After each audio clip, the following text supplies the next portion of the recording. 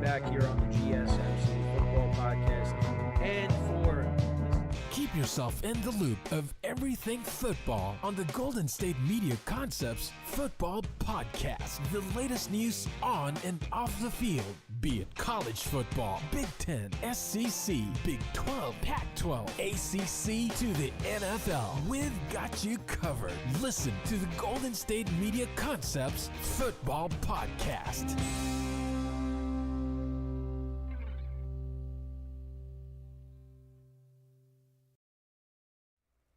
And welcome everybody to another edition of the GSMC Football Podcast, brought to you by the GSMC Sports Network. As always, I'm your host, Kenneth Grunfelder, and it's great to have you guys here on this Thursday, February 6th. We have a lot to cover on the show today. Before I get into all that, just want to remind you guys, as always, to tip or donate and get your comments recognized. Make sure to hit that super chat button in the chat if you want to see me acknowledge any thought or comment you may have throughout the live broadcast.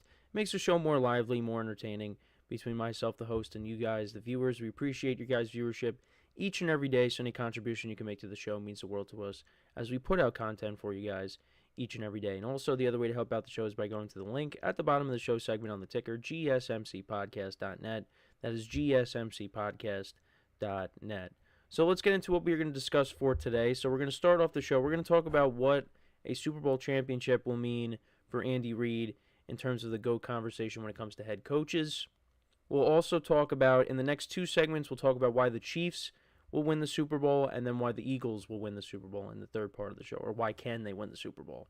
Then we will talk about the MVP race, who will take home the MVP award tonight with the NFL honors being on. And then in the final part of the show, we will talk about Eli Manning and if he will get into the Hall of Fame tonight or not with the announcement looming. So let's get into the first topic, which is talking about Andy Reid and what a Super Bowl ring would mean for his legacy.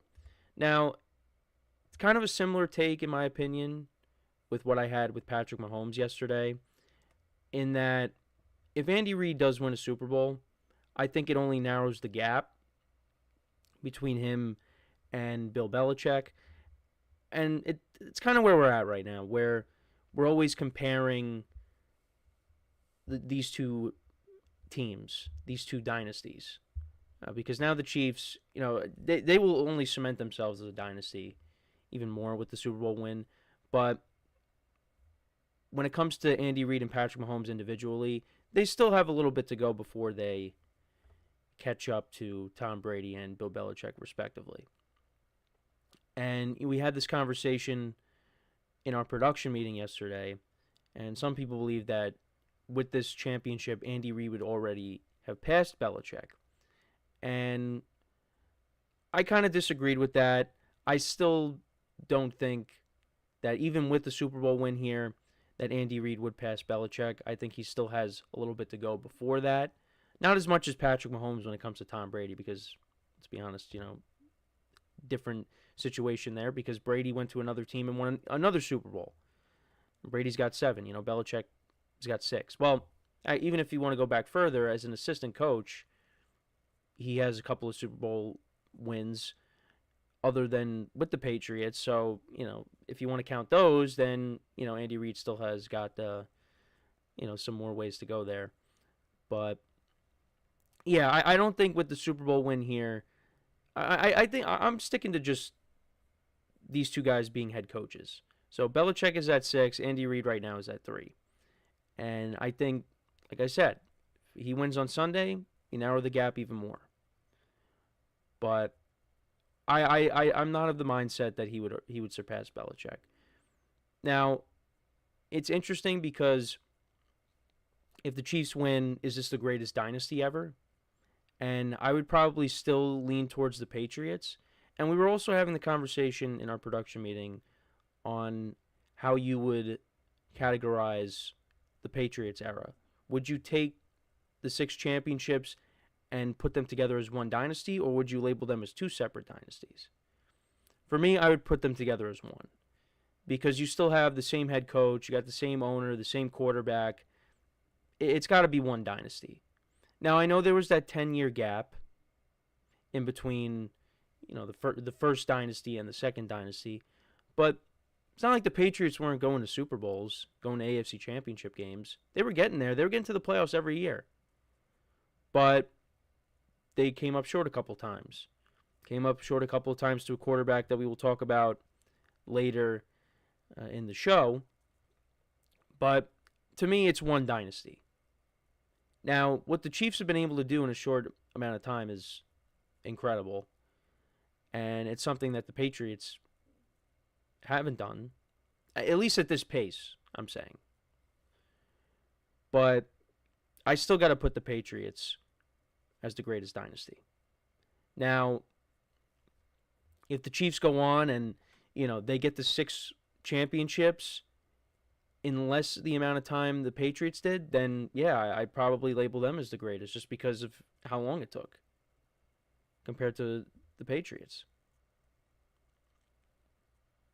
But like I said, this is only going to a Super Bowl championship is only going to narrow the gap. And the other thing too is, and I forget who. Oh, I think it was it Sal Palantonio? I think he might have said it. I mean, ultimately, players create the legacy of coaches. Coaches create the legacy for players. They go hand in hand. When we look at Bill Belichick and we see what happened with the Patriots after Brady left, and you look at Andy Reid. Andy Reid, before Patrick Mahomes, he couldn't win the big game. Was still a very good head coach with the Eagles, and was very good with Alex Smith, but they could not get past the second round. Well, with the Chiefs at least.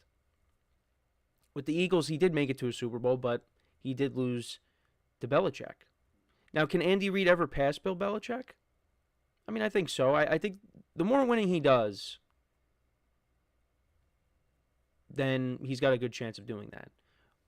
Because, we did bring up how, yeah, he did lose to Belichick in the early 2000s, and that was their third Super Bowl together, Brady and Belichick.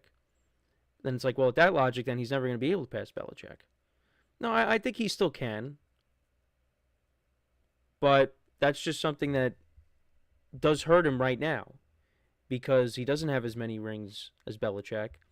And on top of that, in the Super Bowl they went against each other, he didn't win that. So he's got to keep winning. And I do think that they're not done yet. Even after this year, they're not done yet. That doesn't mean they're going to win next year.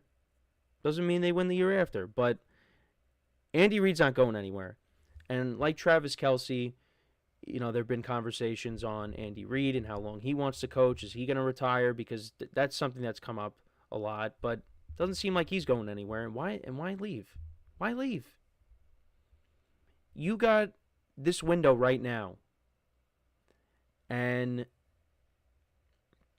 you got this quarterback who's still in his prime.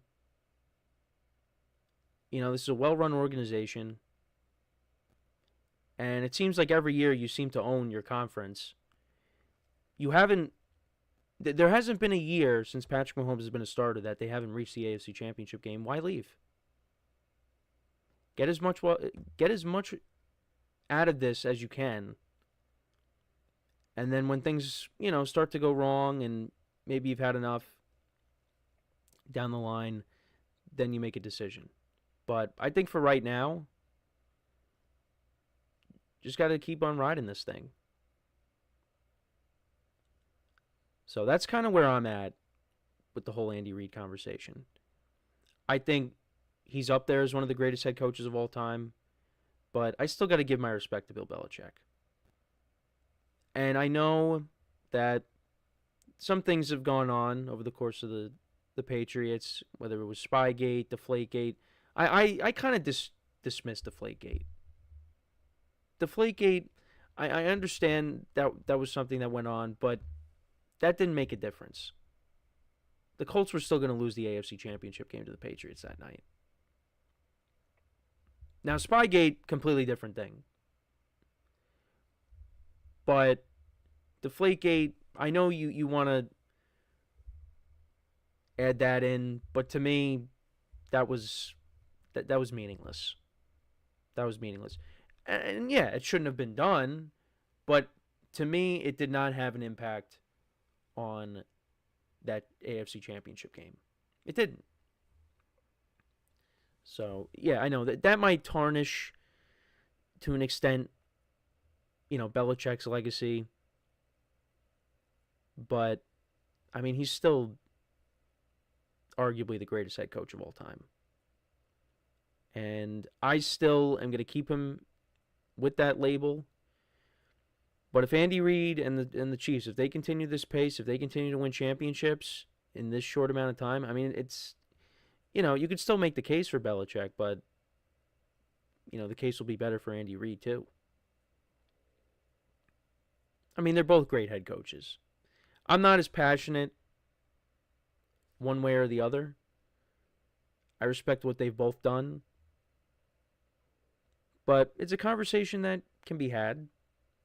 And I think, it's only going to narrow the gap if the Chiefs win on Sunday.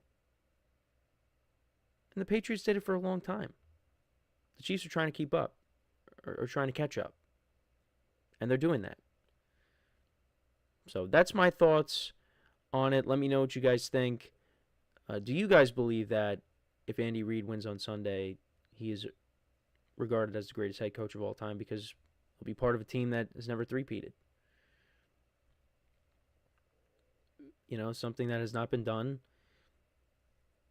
That's very impressive. And like I said, when talking about Mahomes and comparing him to Brady, they would have accomplished something that the Patriots were not able to do. So we'll see what happens. But that's my thoughts on that. So we are going to take our first break of the show now. And then when we come back, we will talk about why the Chiefs will win the Super Bowl. So we'll talk about them and why they'll win. And then in the third segment, we'll talk about why the Eagles will win the Super Bowl. So with that being said, stick around. And we'll be right back here on the GSMC Football Podcast. I feel like I'm losing my mind.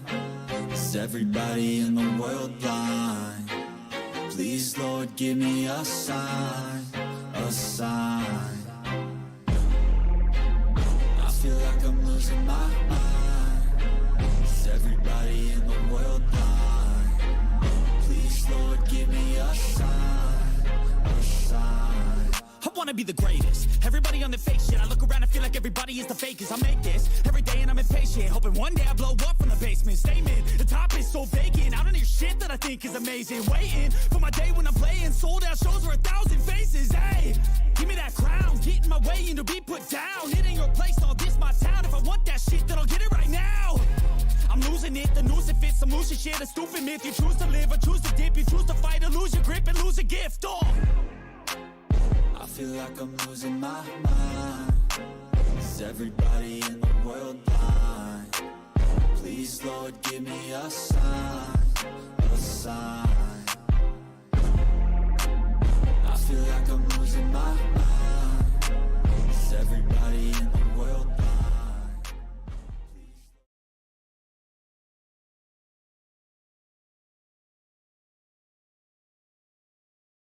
All right, and we are back here on the GSMC Football Podcast. And for the second part of the show, we're going to talk about why the Chiefs will win the Super Bowl. Now, before you click off, we're doing the same thing with the Eagles in the next segment. Just a reminder. So, I'm just basically giving you my reasons as to why each team can or will win the Super Bowl. So, the Chiefs, we're going to start off with them, and then in the next segment, like I said, we'll talk about the Eagles. Why they can win or will win. So with the Chiefs, listen, they've been there and done that. That's one of the things to say. They have won 2 straight Super Bowls, looking for their third. And, of course, they did win back in the 2019-2020 season. And they just know how to win these type of games. They have proved that time and time again. Now, they did lose the Super Bowl to the Tampa Bay Buccaneers. But outside of that, they go to the Super Bowl and they win it. And they got the head coach for it, and they got the quarterback for it. And that's why when I went over the rosters this week, the Eagles may have the Chiefs beat in a lot of areas, but I said the two most important areas that the Chiefs have the Eagles beat, and what I think is going to make a difference in this game coming up, the head coach and the quarterback. And Patrick Mahomes, this time around against the Eagles, and NFL Network was airing a special on Super Bowl 57 last night. And, Mahomes was banged up in that game. So I did get to watch the end of it when they were going down the field, and Mahomes had the scramble. Mahomes is healthy in this game. And we'll see what kind of protection he gets in this game. But he's going to be ready to roll, and I think he's going to do very well. And Andy Reid, he's going to cook up something, and they're going to try to attack this Eagles defense the best way they can. And then on the other side, on the defensive side of the ball, you got a defensive coordinator that has been in so many of these games, even going back to the Giants days in 2007. Spags is going to have something cooked up too. And the Eagles are going to win their battles. This is going to be a war, but each team is going to win their fair share of battles throughout the game. But the Chiefs, like I said, on the defensive side of the ball, Spags, he's been there so many times, and they're going to have something ready for the Eagles offense coming up on Sunday.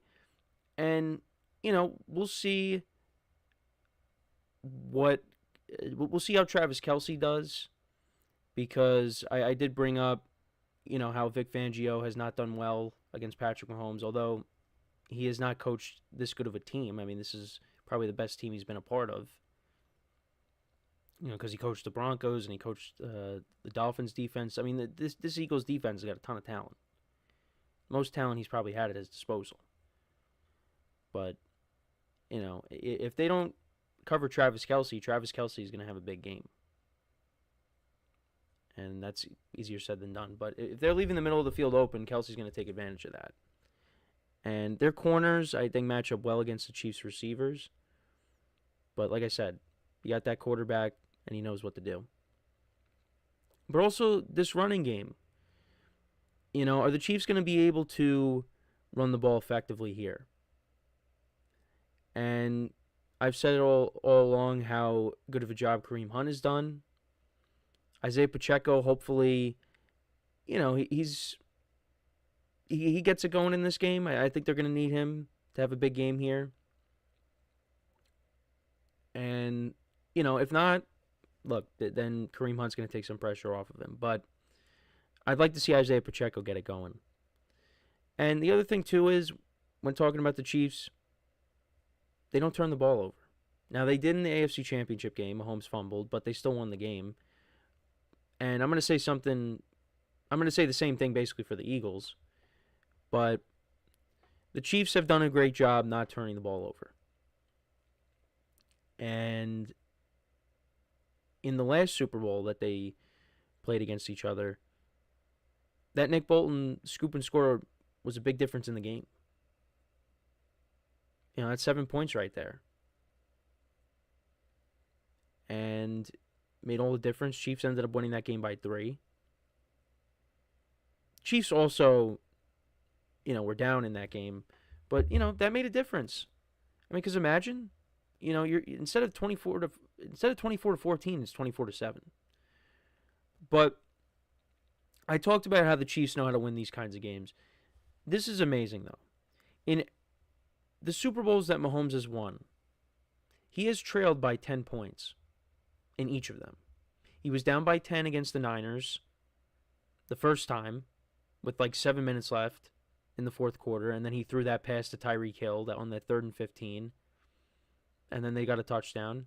Then they got another touchdown with Damian Williams, the receiving touchdown, and then Damian Williams scored another touchdown to ice it, and they won 31-20. And then you were down by 10 in Super Bowl 57 against the Eagles. You came back and won that. And then last year you were down by 10 against the Niners, and you came back and won that. So it's also the Chiefs' ability to come back from deficits, from double-digit deficits. And go back to the first year Mahomes won the Super Bowl. Along with that Super Bowl against the Niners. They were down 24-0 against the Texans. We talked about this.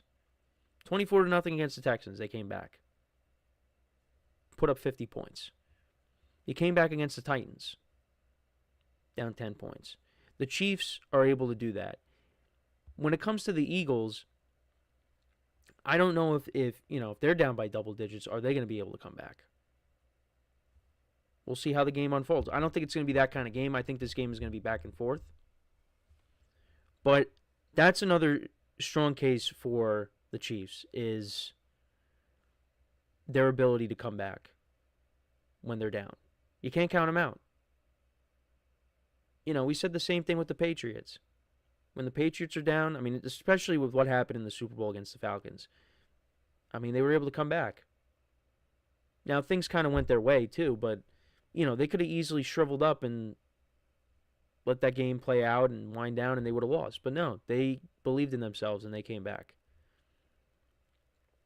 And it's kind of the same thing with the Chiefs here. Now, they didn't pull off a, 28-3 comeback, but, 24-0 is still very impressive. That was a good Texans team that year, and they came back. Now, the Texans also helped them out, too. They did a fake punt. They gave the Chiefs an easy possession. But still, you got to be able to do it, and the Chiefs did do it. And, defensively, like I said, with Spags, but, you got probably the best defensive player between these two defenses and Chris Jones. They can line him up on the inside. They can line him up on the outside. And, this Eagles offensive line is going to have their hands full with him. And I think he will make his presence felt in this game. Now, they might come up with something to, take him out, double team him. That might not work, but Chris Jones, he'll make plays in this game, you would imagine. And, from the Chiefs' front four to their secondary, it's a solid unit. Now, I don't think it's as good as the Eagles unit, but this is a pretty good defense. And maybe Nick Bolton makes a play like he did in the last Super Bowl against the Eagles.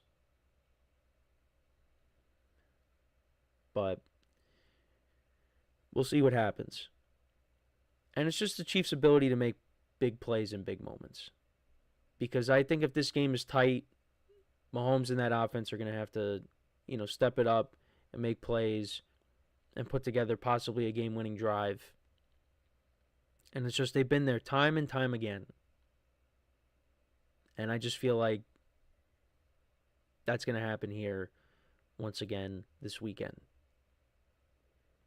I do have my concerns. I've talked about this with the offensive line and, the running game too. The running game, it's, been okay. And Kareem Hunt had a good game against the Bills. But when comparing the two running games, the Eagles are superior to the Chiefs. But we'll see what happens. But those are the reasons why I think the Chiefs will win. Or why the Chiefs will win. Their ability to win close games. Their ability to come back. They got that championship pedigree. They got the quarterback. They got the head coach. They do have a good defense. They have a defensive coordinator that's been there and done that as well. Not just with the Chiefs, but with other teams as well. You got the... he's not the all-pro tight end he once was, but, he can still make plays. And, I think those are all legitimate reasons right there. But let me know what you guys think, though, about the Chiefs. Do you agree with my reasons for why they will win the Super Bowl?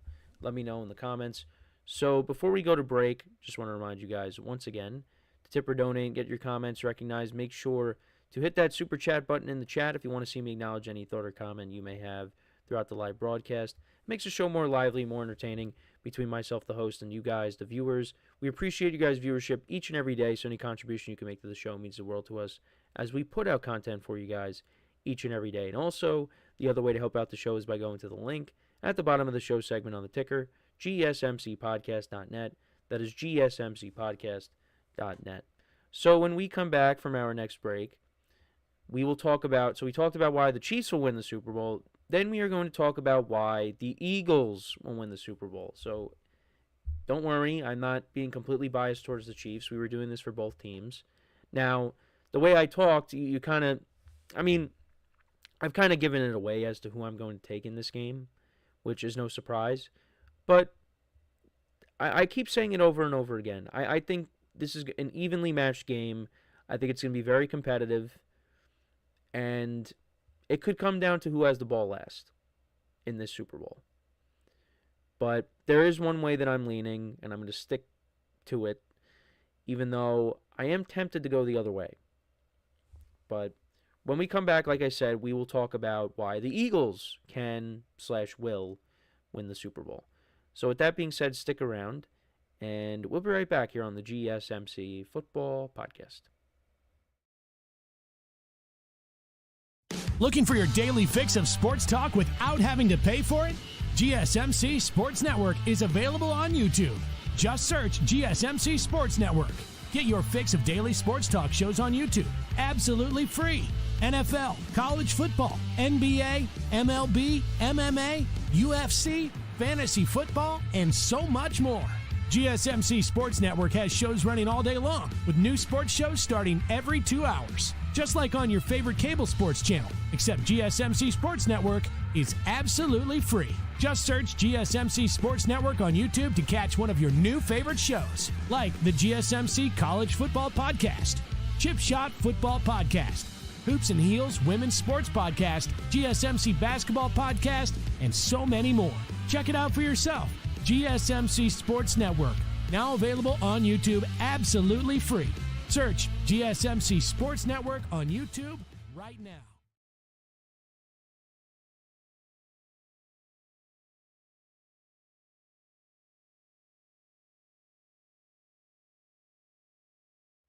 All right, and we are back here on the GSMC Football Podcast. And for the third part of the show, we're going to now get into talking about why the Eagles can/will win the Super Bowl. So we talked about my reasons with the Chiefs. Now, with the Eagles, first off, I mean, got to give props where props is due to Saquon Barkley. Saquon Barkley has had an unbelievable season. He's been incredible in these playoffs as well, and I think he will make his mark in this game too. I think he will have a big game. I think he will get into the end zone. I talked about the Eagles running backs and their performances in the last Super Bowl. I think Saquon is going to have double the amount of yards that they all had combined. Jalen Hurts was their leading rusher.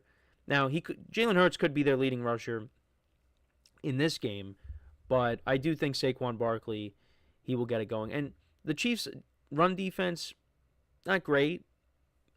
James Cook did a nice job running the football against them a couple weeks ago. So, and Mixon, the week before that, I believe he had a touchdown.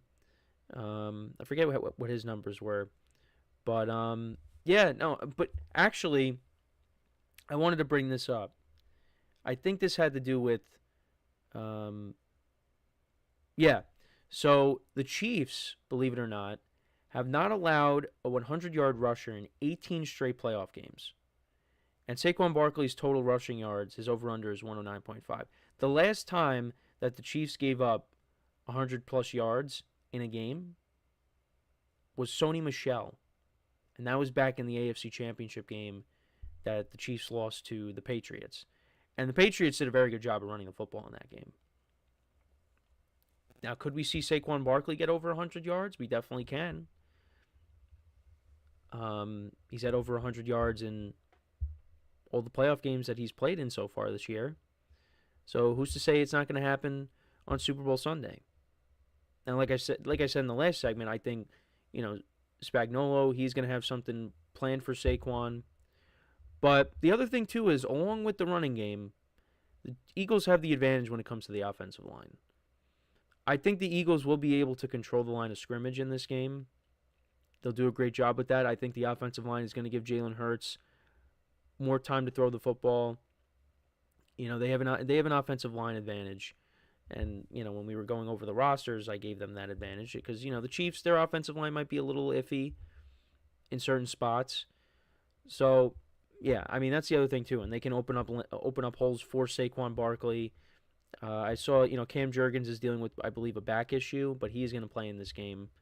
But he actually didn't even start out playing in the championship game. He came in later because of an injury. So, but yeah, he's going to play. But yeah, I just think the Eagles have the advantage there. Like I said, they'll be able to have their way at certain points with the Chiefs' defensive line because of how good their line is. I mean, they got a couple of all-pros on that line.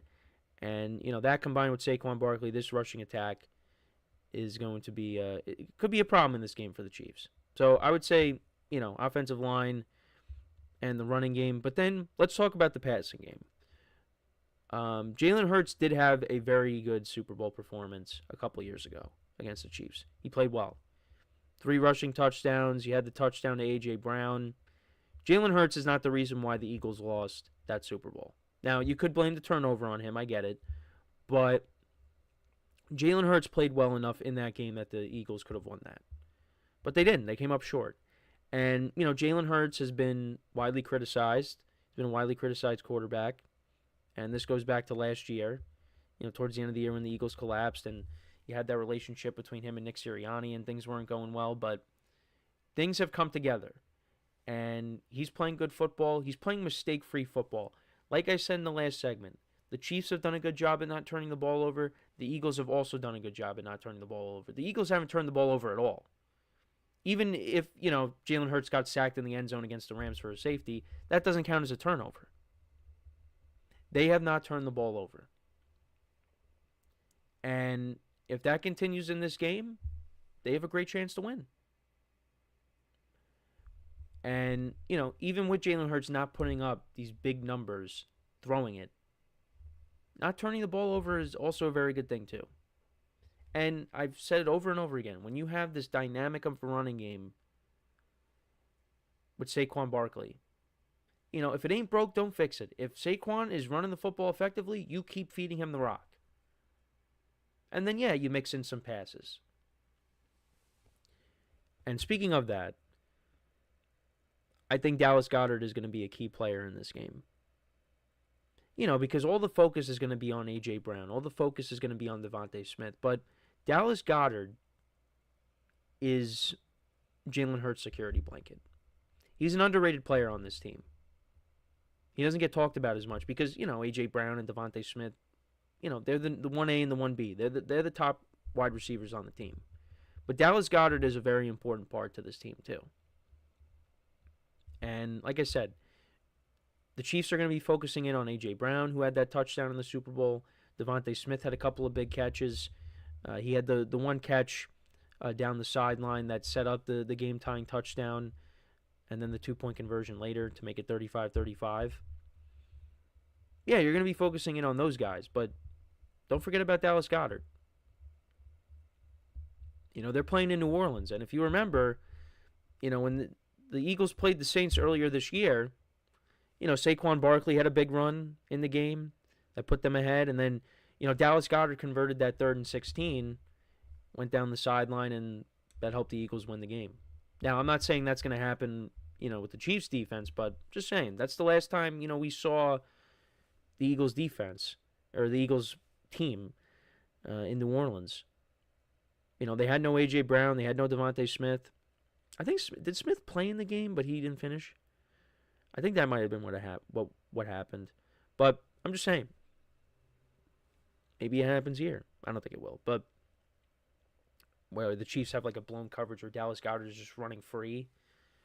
I mean, maybe Saquon breaks off a run for 70 yards, but we'll have to wait and see on that. And then, we talked about the offense, but also you look on the defensive side of the ball. Eagles have a very good pass defense. Their pass rush can get after the Chiefs. And I think, the Eagles have an advantage there with the defensive line going up against the Chiefs' offensive line. You got Jalen Carter, coming up the middle. And then you got guys on the outside. And we'll see how that matchup goes with the Chiefs' tackles against, Nolan Smith and Josh Sweat, those guys. Brandon Graham, we'll see if he comes back. Well, it looks like he is going to play in this game, but is he going to be on a snap count, which is probably what's going to end up happening. So, yeah, I mean, if the Eagles can get after Mahomes, we saw the Super Bowl against the Bucs and how that went. Mahomes really had no time to throw. He was running for his life. And that could happen in this game. So if the Eagles are able to get after Mahomes and, make him uncomfortable, that's huge. That's a huge advantage for them. And, they have a solid unit, top to bottom, on that side of the ball. I know I brought up how Vic Fangio is winless against Patrick Mahomes, but this talent on defense, is unmatched. When you compare it to the other defenses that he's had at his disposal, at least in recent memory, this defense is probably the best. And, he had a defense that, had Von Miller. So, yeah, no, and the Eagles, they've been one of the best teams in football all year. We talked about the Chiefs, but the Eagles they have been able to win close games too. They win games in different ways as well. They got everybody going against the Commanders. But, they were still able to win against the Rams with the weather and how bad it was. They were still able to win that. The Packers game, yeah, it wasn't great. It wasn't a great performance, but they benefited off of other teams. They benefited off of the Packers making mistakes, the Rams making mistakes, the Commanders making mistakes. Can they force the Chiefs to make mistakes in this game? Even though the Chiefs did make one lone mistake against the Bills, Mahomes fumbling, it didn't matter. The Chiefs still won the game. But can the Eagles capitalize on turnovers? And that's something that they did very well in these playoffs, is turning turnovers into points. That's another advantage. That's another reason why they can win. And we'll see. We will see what happens. But let me know what you guys think. What reasons would you give the Eagles as to why they can/will win the Super Bowl? But I can't say it enough. This Super Bowl is going to be very good, in my opinion. And I'm really looking forward to it. I know some people aren't. I get it. But I still think it's going to be a great game. I'm going to enjoy it. And we'll see who comes out on top. But those are the reasons why I think the Eagles can win it. And then in the last segment, I gave you the reasons why I think the Chiefs can win it. We'll see. But let me know what you guys think in the comments. So when we come back from our next break, we will discuss the MVP. And who's going to win it? Is it going to be Josh Allen? Is it going to be Lamar Jackson? Who is going to come out on top as the MVP? And just like I think the Super Bowl is going to be very competitive, it's going to be close. It's going to be the same thing with this. It is going to be close. And I've really just been going back and forth lately because I honestly don't know. I really don't know. But we will talk about it when we come back, and maybe I'll figure it out, because I was sure of it not too long ago, but now lately I've just kind of been thinking, yeah, I don't know. I don't really know. So we'll get into that discussion when we come back from our next break. So with that being said, stick around, and we'll be right back here on the GSMC Football Podcast.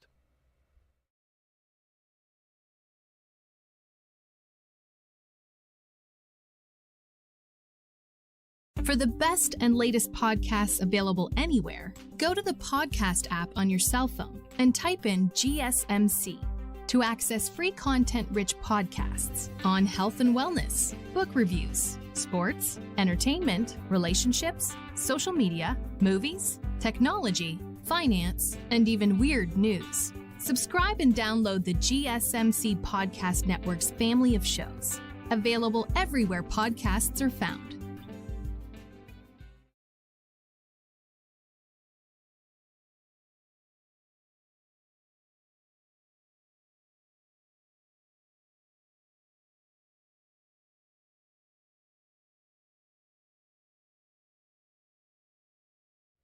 All right, and we are back here on the GSMC Football Podcast. And for the fourth part of the show, we're going to get into who's going to win the MVP tonight.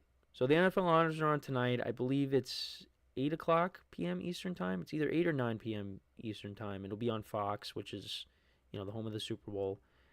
And we will find out who wins MVP, Coach of the Year, Offensive Player of the Year, Defensive Player of the Year, Defensive Rookie of the Year, Offensive Rookie of the Year, Walter Payton Man of the Year.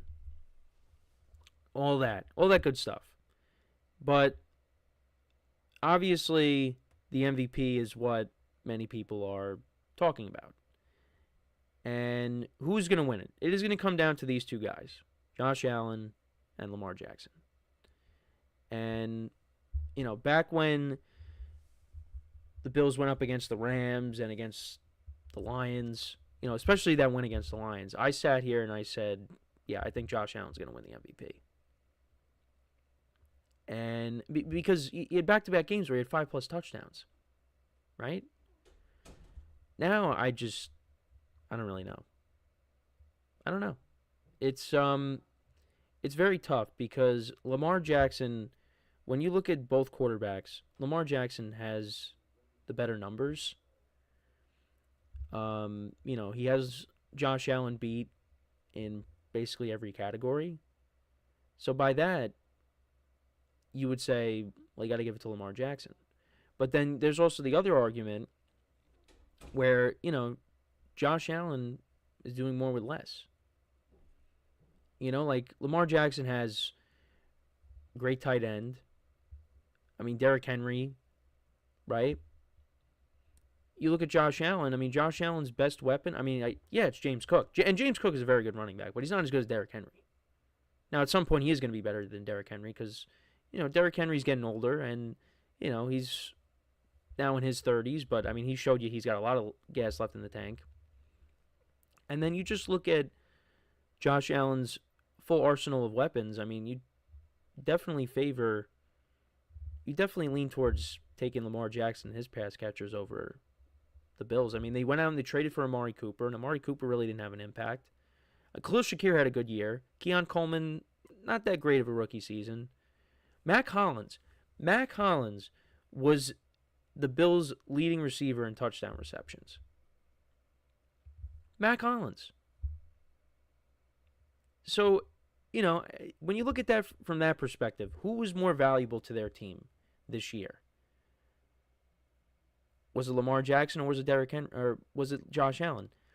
We've seen the Ravens and them playing games without Lamar Jackson. Lamar Jackson, there was a couple of years where he was getting hurt.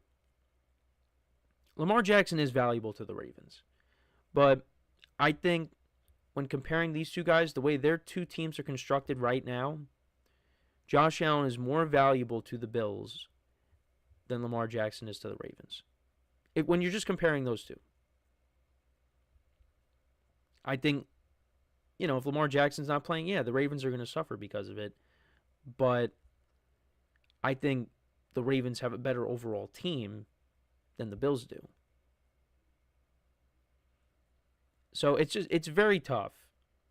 And then, you could also say, well, the Bills got the 2 seed. Now, you can't count the matchup that they played against each other. It took the Ravens the last couple of games to win their division. The Bills, they basically had the division locked up in the beginning of December. So it's very tough to pick.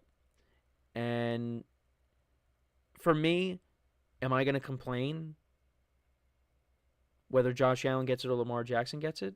No, I'm not going to complain at all because they both deserve it in their own right. And I don't want the NFL to feel obligated like, all right, well, we gave Lamar Jackson the MVP last year, so we're going to give it to Josh Allen this year. You got to, if you feel Lamar Jackson deserves the MVP, he should get it. But if Josh Allen gets it, so be it. Lamar Jackson was the first-year All-Pro quarterback. Josh Allen was second-team All-Pro.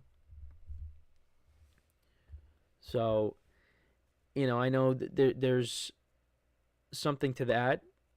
If one quarterback is the first team All-Pro, then maybe the other quarterback wins MVP. Who knows? Who do I think is going to get it? Again, it is very tough. Now, who do I think should get it? Well, I mean, I said all along Josh Allen, but then, as we got towards the end of the season, I started to say to myself, yeah, I'm not sure. So, I'm still going to say, I'm going to still stay with Josh Allen. I'll stay with Josh Allen, but again, I'm not going to complain if Lamar Jackson gets it. Because, I know Josh Allen has 28 touchdowns and 6 picks, and Lamar Jackson has more than that. He's in the 40s with touchdown passes. But you also got to add in the rushing touchdowns for Josh Allen. Now, some of them were from, inside the 5, but, some of these rushing touchdowns, they weren't just, like I said before on previous shows, they weren't just tush pushes. This was Josh Allen just taking off and running with it and scoring. I mean, that the game against the Chiefs in the regular season, that was a huge play. That gave the Chiefs their only valid loss on the year. We don't really count the Broncos' loss because they were playing their backups. That was a huge play. It's things like that. It's very tough. It is so tough. I think, I can't say it enough. Both guys deserve it. But only one of them is going to get it. And I think Josh Allen will end up with it tonight. But if Lamar Jackson gets it, hey, he deserves it too. They both play really well. But now, to kind of take a step away from the MVP conversation, these guys are winning MVPs or up for MVPs. Well, sooner or later, got to start building up that playoff resume for both of them. And they're in a unique situation because of just how it's really just been one team that's dominated the conference. And it's, at some point, one of them has to break through, right? You would think. It just hasn't happened yet. But, look, they both played really well this year. And you can make compelling arguments for both of them. Like, yeah, Lamar Jackson's numbers are better. Josh Allen did more with less. There's a lot you could point to. That's why it's really close. It is really close. And I'm not going to be upset with whatever is decided. I mean, you'll just feel bad for the other guy. Well, I don't know if Lamar Jackson doesn't win MVP, Lamar Jackson's got 2 MVPs. Josh Allen doesn't have one yet. So, Josh Allen adding an MVP to his resume, it's good. It's just we need that playoff success to start happening. Because it's just that's what people are going to care about the most at the end of the day. It's, well, all right, you did that, but can you, I mean, really, especially for Lamar Jackson. Like, if Lamar Jackson wins his 3rd MVP tonight, you're going to say, all right, well, now get it done in the playoffs. Josh Allen doesn't have an MVP yet. So at least he gets that, and he had some incredible plays this year. I brought up the run against the Chiefs, but let's not forget, Josh Allen also scored a touchdown, or got credited with a receiving touchdown and a passing touchdown on the same play. That could also be a reason why, hey, maybe we give it to him. When does that happen? It also knocked me out of the playoffs in one of my fantasy leagues. Eliminated me from playoff contention. I had to bring that up. But we'll find out tonight. I'm going to be locked in tonight for the NFL honors, not just when it comes to the MVP, but also for who makes the Hall of Fame. And we're going to get into that conversation in the next segment. But it should be fun. It should be fun. And we are one day away from Football Friday, the last Football Friday of the season, and it's sad that football season's coming to an end, but it happens. It happens. But let me know what you guys think, though. Who wins the MVP tonight? Is it Josh Allen? Is it Lamar Jackson? I'm leaning towards it being Josh Allen. That he's still going to get it. But, like I said, if Lamar Jackson ends up winning it, I'm not going to complain. He deserves it too. Could there be a scenario where they both win MVP? We'll find out. But let me know what you guys think. Who do you think deserves the MVP more? Who do you think ultimately will get it? Now, I think that if the Bengals had a better year, Joe Burrow would be the MVP. But that's not going to happen. I think he's going to win Comeback Player of the Year. I think he should. That I'm strong on. The MVP here, it's close. That's why I'm not so sure. But Comeback Player of the Year, I'm sure it's going to be Joe Burrow. Offensive Player of the Year, it's going to be Saquon Barkley. Coach of the Year could be Kevin O'Connell. I think that's where a lot of people are leaning towards, it being Kevin O'Connell. Defensive Player of the Year, it could be Patrick Surtain. It's possible it's him. Offensive Rookie of the Year is going to be Jane Daniels. We'll find out tonight. But the one thing I got to do is I got to make sure that I stay off of social media, because a lot of times they leak out who wins what award before we even see it on the TV. So I got to make sure I stay off of Instagram, because I always get spoiled. Like, oh, this person won this award. I didn't even see that yet. So I'm making sure that it doesn't get spoiled for me. Don't want that happening. And especially, I don't want to get spoiled with the Hall of Fame. So, yeah, let me know what you guys think about the MVP award. Who do you think wins it? Let me know in the comments. So when we come back from our final break of the show, we're going to talk about Eli Manning. Will Eli Manning be a first-ballot Hall of Famer? We've had that conversation before, but tonight is the night that we are going to find out if that is going to be the case. Will he get into the Hall of Fame tonight, or are we going to have to continue to wait? And I will give you my thoughts on it. I mean, obviously, you guys know me as a Giant fan, and, watching Eli growing up, I have a lot to say on this topic. And it's some things I've already said, because, like I just said, that this is not the first time we've had this conversation. It's not. But we will get into it, and I'll give you my thoughts on if Eli will get in tonight. Will Eli get in tonight? Or, like I said, we might have to wait.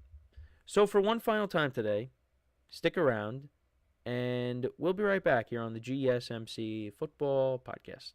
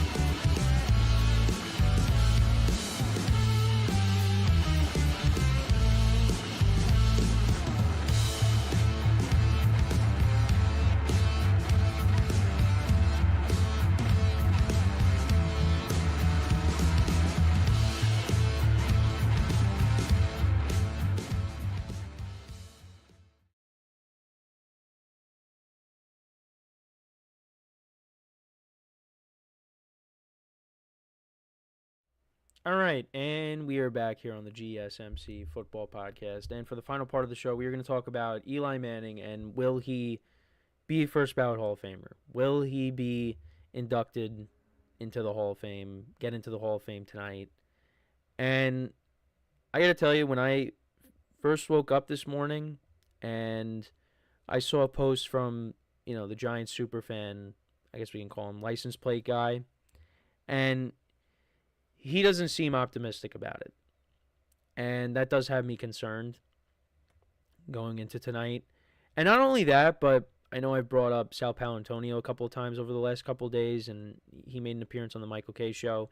And Michael Kay did ask him about Eli and if he thought Eli would get into the Hall of Fame. And he did say yes, but he didn't say, when. So it might not be tonight. Now, a license plate guy posted on his Instagram, this is what he said. He said, read the room, folks. You have tons of people telling us fans to be prepared. People know. Leaks are out there. It's not happening for number 10 this year, and that's criminal in my opinion. Let the arguments go absolutely insane today. He doesn't care what numbers you throw at him, not being a first-ballot Hall of Famer, because he said, because I'll throw better ones back at you. Eli belongs in the Hall with Breeze next year, then Rivers, then Brady. This Eli Hall of Fame in the Hall is going to become a thing. Being a Giants fan has become the expectation of disappointment. The team has become the butt of the joke, laughingstock. The product has been terrible, and now it just seems like everything and anything is in the negative now. Add the Eli news. So he's not confident that Eli's getting it tonight.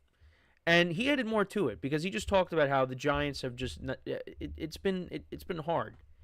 It has been a hard time to be a Giant fan. Just when you thought they were going to get out of this abyss, they went right back into it. And who knows what's going to happen next year. But this was something that a lot of Giant fans were looking forward to. To be able to just be proud to be a fan again. When you see an icon get into the Hall of Fame. Now, Eli is a Hall of Famer. Is he a first-ballot Hall of Famer? Well, a lot of people are going to disagree with that. I think he is. And I think he is one of the most disrespected players to have ever played this game. Because there's always people that are trying to put him down. Now, I get it. He's got a 500 record. He's thrown a lot of interceptions. Not that many Pro Bowls, no All-Pros. There was never one year where you said Eli Manning was the best quarterback in the league. I agree with all that. Doesn't mean he's not a first-ballot Hall of Famer. Because of what he was able to do twice. And there's more to that. Even during the regular season. It's not like the years that he won the Super Bowl, it was just those 4 games. He had good games throughout his career. He had good games during the regular season. It's not just built on, he beat the Patriots. It kind of is. But it's not just, he beat the Patriots twice in those 2 games, and that's it. In the fourth quarter, he was able to overcome things. He was able to come back. That was something that he did a lot throughout his career. Come back late in games. And that extended into the playoffs. And just what he was able to do in those playoffs. Again, not just the 2 Patriots games, but look at the degree of difficulty. Went to Lambeau Field twice. Beat Aaron Rodgers and Brett Favre. In the championship game against the 49ers, the amount of punishment that he took in that game. And you guys know what I'm talking about, I'm sure. That image of him where his helmet is crooked and the shoulder pads are hanging out and he's got dirt in his face mask. But he kept getting up and throwing the football. And that was a tough game. And the Giants were able to win it. Now, you could say the defense has helped Eli out. I get it. The defense has played a huge role in winning those 2 Super Bowls. Getting after Tom Brady. Making his life more difficult. But you know what? Eli made big plays when he needed to win those games. Now, one of them was probably the luckiest play in Super Bowl history, the Tyree catch, but that Manningham throw was one of the greatest throws of all time. Dropped it in the bucket. Led his team down the field. They scored the touchdown. Patriots threw up a heave to end the Super Bowl that year, Super Bowl 46. Couldn't get it done. And even before that in Super Bowl 42. I mean, it's a big deal.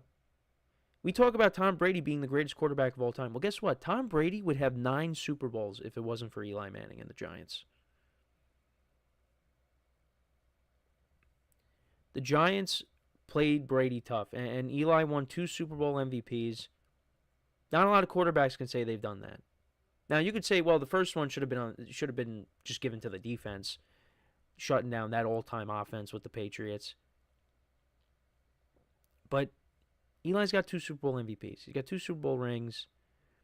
The degree of difficulty in the playoffs. I mean, the 07 playoffs, like, you beat Brett Favre, right, in the championship game. You beat the number 1 seed Dallas Cowboys. And the Giants went 0-2 against them in the regular season, right? And Eli is, now things are starting to change because eventually, more quarterbacks are going to come in and pass him. But, he's basically was top 10 in every passing category. And the other thing, too, is I think you got to really give props to him. The guy never missed a game until he got benched for Geno Smith. He never missed a game. That's got to count for something. Being available every single time. Tom Brady missed a full year. Peyton Manning missed a full year. Drew Brees was in and out. Aaron Rodgers missed a whole year.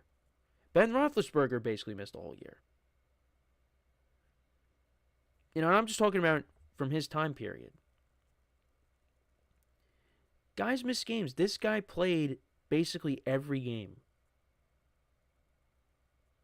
And if it wasn't for a terrible decision to bench him,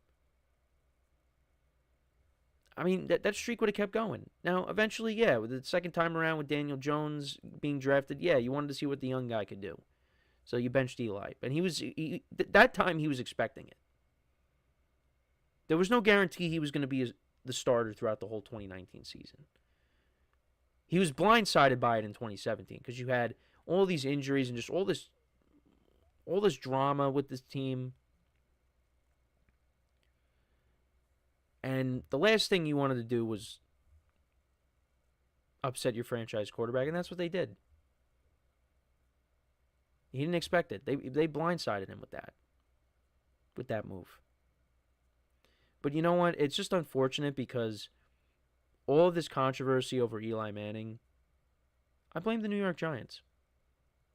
I blame the New York Giants for it because the Giants, after they won that Super Bowl, and I was watching with my family, because like I said, the NFL Network was airing, the half-hour specials of, from Super Bowl 40, Super Bowl 42, I guess, or I don't know when they started, but I watched the Super Bowl 46 one with my family.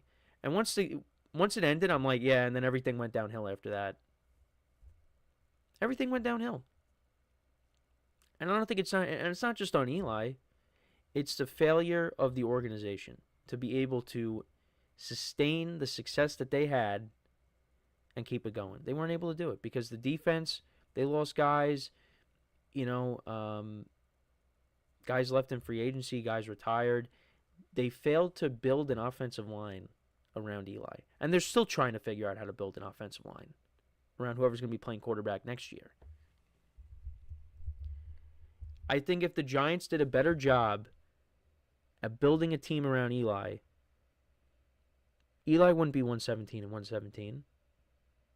I don't think that's just an Eli thing. I think that's an organizational thing. Remember that game? Remember the 2015 season? Eli had a good year. But do you remember how bad that Giants defense was? Remember that matchup against Drew Brees? They had, what was it, 13 touchdowns combined? 13 touchdown passes? Eli Manning threw 6 touchdown passes in that game and lost. The Giants lost 52-49. I'm not saying that was how every Giant game went, but there were a lot of games that year where the offense did its job, but the defense was so bad, they would still lose the game.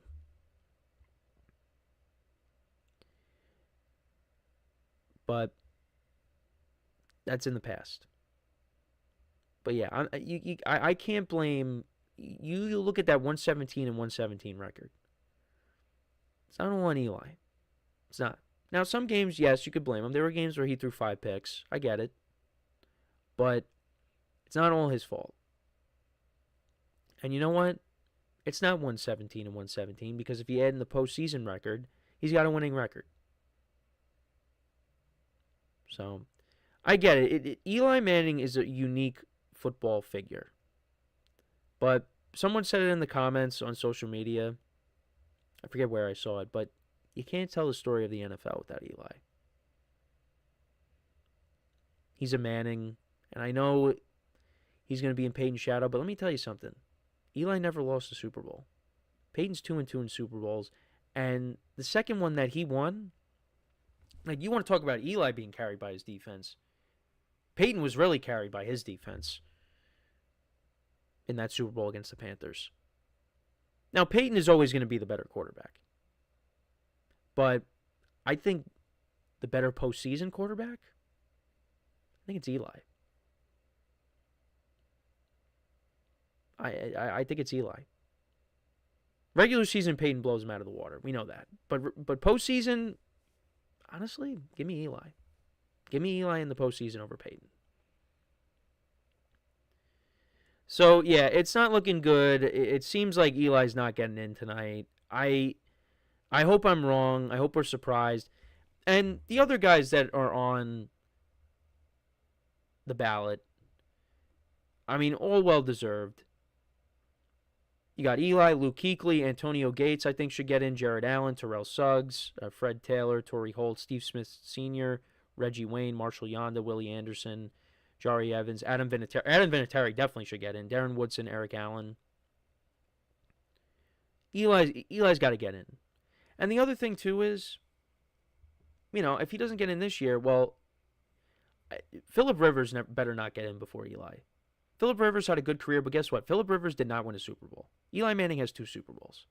Now, I think it would be cool if you had... I mean, Rivers should either get in after Eli or at the same time as Eli. Because I think it would be cool. I thought of this right before we were talking about this here. If you had Phillip Rivers, Eli, and Ben Roethlisberger all get in at the same time. I think that would be cool just because that was regarded as one of the best quarterback draft classes of all time. And if they all got in at the same time, I think that would be pretty cool. But I think Eli should get in tonight. Because the other thing, too, is like Drew Brees is going to be up for it soon. Tom Brady's going to be up for it soon.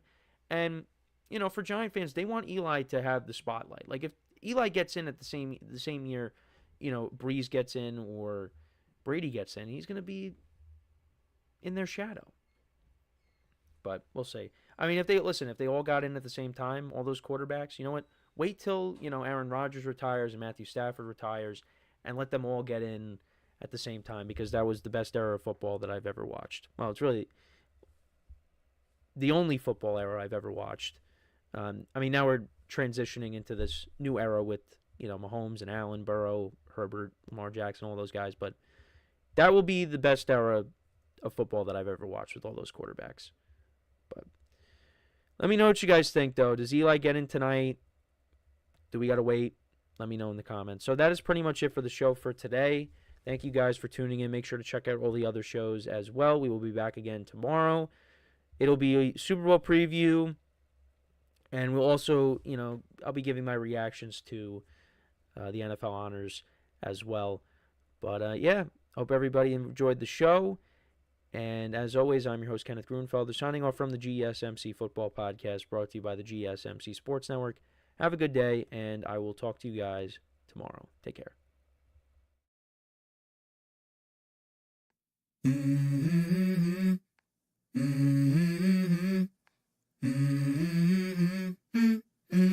Let's go. I wake up to a little bit of drool on my pillow, feel like it's gonna be a bad day. Yeah, I'm tired of shit, and the coffee ain't hit yet, damn, ain't that great.